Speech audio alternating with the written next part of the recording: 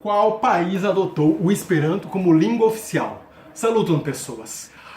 Você acredita que um país adotou o Esperanto como língua oficial? Hoje eu vou te contar essa história. Era uma vez um pequeno território entre a Bélgica e a Alemanha, com um pequeno ponto de contato com a Holanda.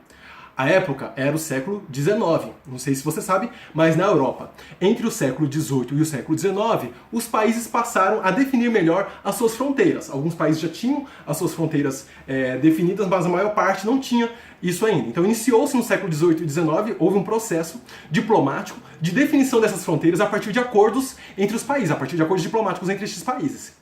Bélgica e Alemanha tinham este pequeno território, havia uma disputa por este território, tá? Neste território havia mina de zinco, e aí, gente, uma mina de zinco, né, é recurso natural, é dinheiro, então a disputa ficou mais acirrada ainda. Qual foi a solução? Em 1816, o Esperanto não existia ainda, este pequeno território houve um acordo entre Bélgica e Alemanha para transformar esse território em um território neutro, administrado pelos dois países ao mesmo tempo e com a mineradora da mina de zinco também administrada pelos dois países ao mesmo tempo. Que louco isso, né? Estranho, não? Mas não é tão estranho assim, não. No Brasil nós temos este exemplo, que é a usina hidrelétrica de Itaipu. A Itaipu é binacional. Metade da Itaipu é do Brasil, metade da Itaipu é do Paraguai. Inclusive os trabalhadores da Itaipu são uma parte brasileiros e uma parte de paraguaios, tá? E é administrada dessa forma e tá dando certo já há muito tempo. Então é isso que eles estavam fazendo lá nesse pequeno território. Isso começou em 1816 e esse território, né, continuou existindo durante todo o século XIX. Quando chegou em 1908, dessa disputa entre Bélgica e Alemanha, as pessoas que viviam neste território resolveram declarar a sua independência. E aí eles declararam a independência deles, deram o nome de Amikeio. Amikeio, em Esperanto, significa o lugar da amizade ou o lugar da fraternidade, e eles adotaram o Esperanto como sua língua oficial, declararam o hino do Esperanto, que é a música La Espero, é considerado o nosso hino, declararam este hino como o hino deste novo país que estava surgindo, Amikeio. Na época, as revistas locais e internacionais divulgaram Amikeio como sendo a Mônaco do Norte. Mônaco, para quem não conhece, mais conhecido como Principado de Mônaco, é um pequeno país da Europa que fica no litoral sul da França e que é um país também, né? É um país, tá bem na França, mas não é a França. Não é uma cidade da França, não é uma província da França. É um outro país, com outro sistema político, outro sistema legislativo, outras leis, tá? É um país. E aí as revistas diziam que Amikeio era a Mônaco do Norte. Isso não durou muito tempo, nem a Bélgica nem a Alemanha abriram mão de seus direitos sobre o território e não reconheceram aquele país, tá? Então esse país durou poucos dias. O país que adotou o Esperanto, ele durou poucos dias, tá? Esse mesmo território, depois da Primeira Guerra Mundial, ele foi ocupado pela Alemanha, depois, em 1919, ele passou a pertencer somente à Bélgica. Na Segunda Guerra Mundial, Hitler invadiu de novo esse território e passou a ser da Alemanha de novo, e no fim das contas, esse território hoje pertence à Bélgica, tá? Então, Amikeio hoje pertence à Bélgica.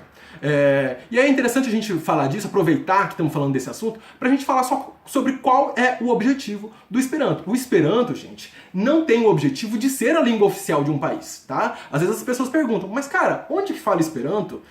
E as pessoas acham que como não tem um país em que se fala Esperanto, elas acham que não vale a pena aprender essa língua. Mas o objetivo do Esperanto não é ser a língua oficial de nenhum país. Esse não é o objetivo do Esperanto. O Zamenhof, o iniciador do Esperanto, a ideia dele é que cada povo, cada país, cada pessoa tem a sua própria língua materna, a sua própria língua nativa e tenha o Esperanto como uma segunda língua. Para quando ele for conversar com uma pessoa de outro país, ele possa conversar em Esperanto, mas quando ele for conversar com alguém do seu próprio país, ele vai conversar na sua língua materna, na sua língua nativa, respeitando a sua cultura local. E quando ele vai conversar em Esperanto, ele vai estar imerso em uma outra cultura, que é uma cultura transnacional. Inclusive, este é um outro problema. Se você tem um país que vai adotar o Esperanto como língua oficial, a cultura que este país vai desenvolver tende a não ser uma cultura transnacional. E é isso, o Esperanto é uma cultura transnacional. O Esperanto tem bandeira, tem símbolos, tem cores, tem alguns costumes e tradições, algumas formas de fazer algumas coisas, né?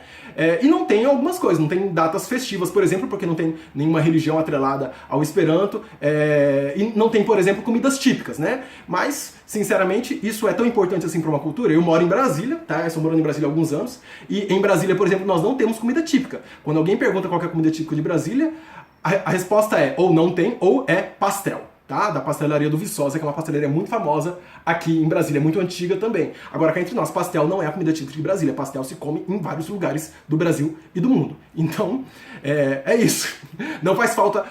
comida típica não faz falta para a cultura do Esperanto. O Esperanto tem uma cultura muito rica, uma literatura rica, músicas ricas, tem um acervo muito bacana que vale a pena conhecer e que é o reflexo de uma cultura internacional, de uma cultura transnacional, uma cultura de todos os povos.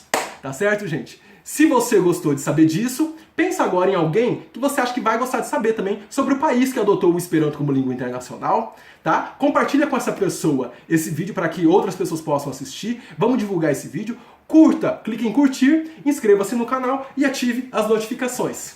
Diz